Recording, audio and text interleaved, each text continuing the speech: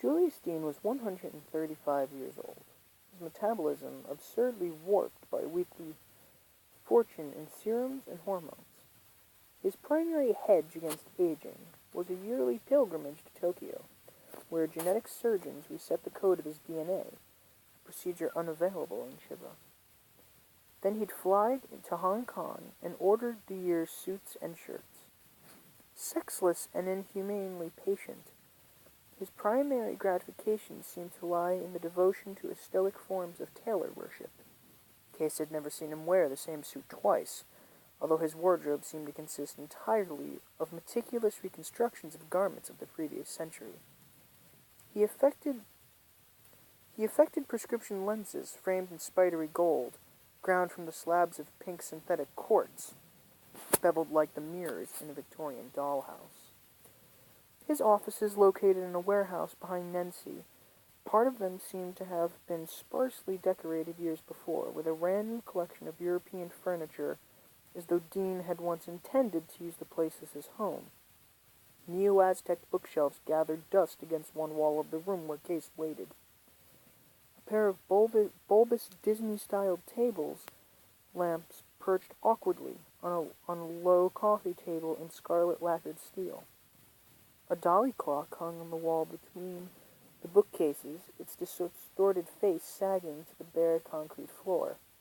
Its hands were holograms that altered to match the convulsions of the face as they rotated, but it never told the correct time. The room was stacked with white fiberglass shipping modules that glow off the tang of preserved ginger. "You seem to be clean, old man," said Dean's disembodied voice. "Do come in."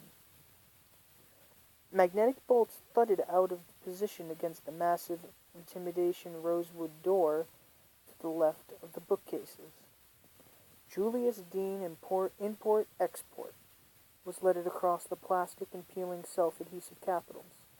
If the furniture scattered in Dean's makeshift foyer suggested the end of the past century, the office itself seemed to belong to its start.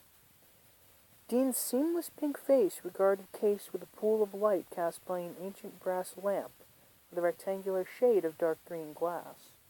The importer was securely fenced behind a vast desk of painted steel, flanked on either side by tall, drawered cabinets made of some sort of pale wood. The sort of thing Case supposed that had once been used to store written records of some kind.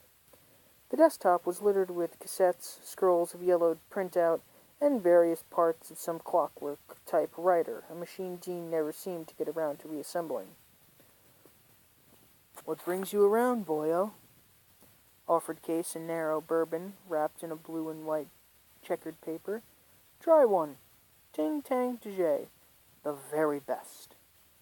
Case refused the ginger, took a seat in the yawning wooden swivel chair, and ran a thumb down the faded seam of one black jeans leg. "Julie, I hear Wage wants to kill me." "Ah, well then, and where did you hear of this, if I may?" "People." "People," Dean said, around in a ginger bomb. "What sort of people? Friends?"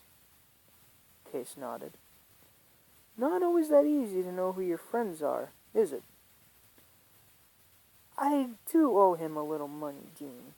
He say anything to you?" "Haven't been much of late." Then he sighed. "If I did know, of course, I might not be in a position to tell you, things being what they are, you understand." "Things?" "He's an important connection, Case." "Yeah. He want to kill me, Julie?" "Not that I know of." Julius Dean shrugged. They might have been discussing the price of ginger. "If it proves to be an unfounded rumor, old son, you come back in a week or so, and I'll let you in on a little something out of Singapore." "Out of the Nanhai Hotel?" "Loose lips, old son." Dean grinned. The steel desk was jammed with a fortune in debugging gear. "Be seeing you, Julie. I'll say hello to Wedge." Dean's fingers came up to brush the perfect knot in his pale silk tie.